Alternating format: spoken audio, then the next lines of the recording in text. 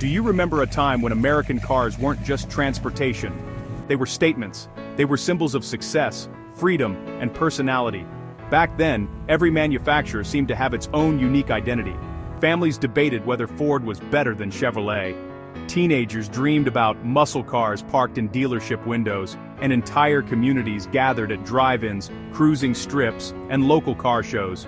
Many of the cars that dominated American roads during those decades are still remembered today. Names like the Mustang, Corvette, and Camaro continue to enjoy legendary status. But what about the cars that disappeared? The vehicles that were once everywhere but are now rarely seen?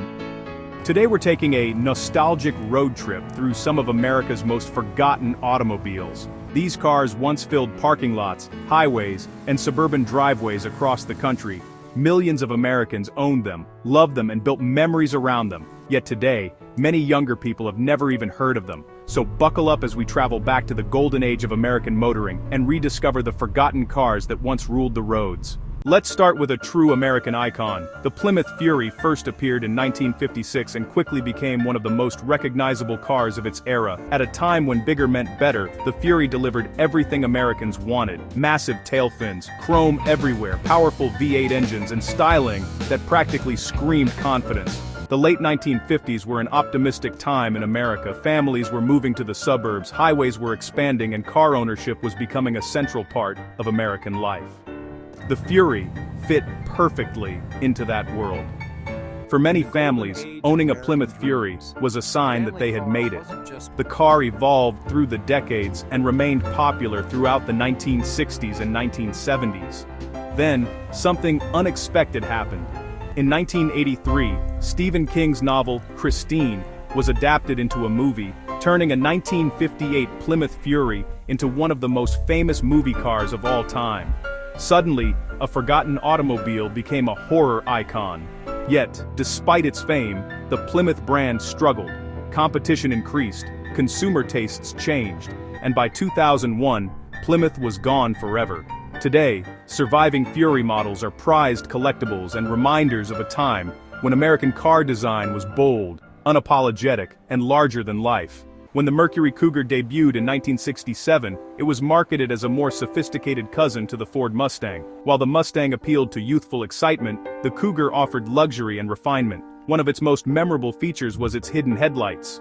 When closed, they created a smooth, elegant front end unlike anything else on the road. The Cougar immediately found success. In fact, it won Motor Trend's Car of the Year award in its very first year. Americans loved its combination of style, performance, and comfort. Throughout the late 1960s and 1970s, the Cougar became a favorite among drivers who wanted muscle car performance without sacrificing luxury. But over time, Mercury itself began losing its identity. Many Mercury vehicles became difficult to distinguish from their Ford counterparts. Sales declined, interest faded, and in 2011, the Mercury brand was officially discontinued. With it disappeared one of the most stylish American cars ever produced.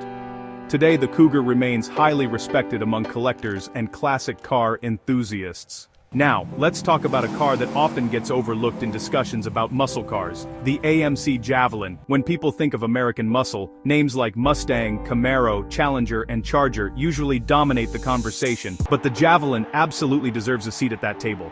Introduced in 1968 by American Motors Corporation, the Javelin was AMC's attempt to compete against Detroit's giants. The odds were stacked against them. AMC was much smaller than Ford, General Motors, and Chrysler. Yet the company managed to create a vehicle that was stylish, powerful, and surprisingly successful. The Javelin featured aggressive body lines and powerful engine options that appealed to performance enthusiasts. Even more impressive, it achieved success on the racetrack.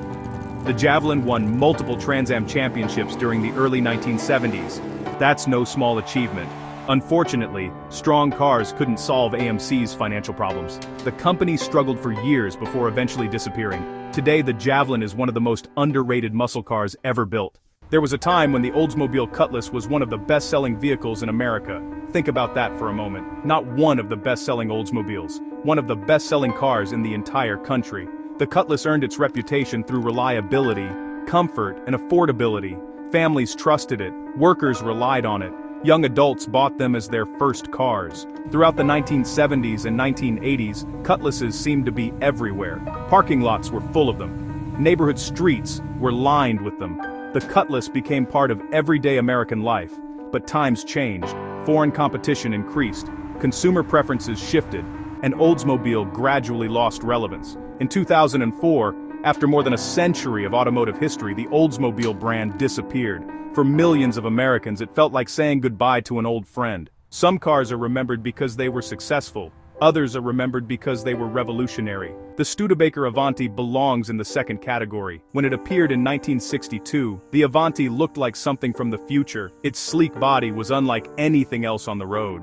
Designed with aerodynamics in mind, it featured a fiberglass body and innovative engineering. Even today, the Avanti looks surprisingly modern. Many automotive historians consider it one of the most beautiful American cars ever produced. Unfortunately, Studebaker was facing severe financial challenges. Despite the Avanti's innovative design, the company could not survive. Production ended after only a short period. Today, the Avanti is admired not only for what it was, but also for what it represented: American innovation at its boldest. There was a time when the Pontiac Bonneville represented the very best of American luxury. Introduced in the late 1950s, the Bonneville quickly became Pontiac's flagship vehicle. It was large, comfortable, powerful, and stylish. Families drove Bonnevilles across America during the golden age of road trips. Long before GPS and smartphones, these cars carried Americans on adventures from coast to coast. The Bonneville symbolized freedom, but by the 1990s and early 2000s, large sedans were losing popularity. SUVs were taking over. Consumer tastes were changing. Pontiac struggled to adapt. Then came the financial crisis. In 2010, General Motors shut down the Pontiac brand entirely.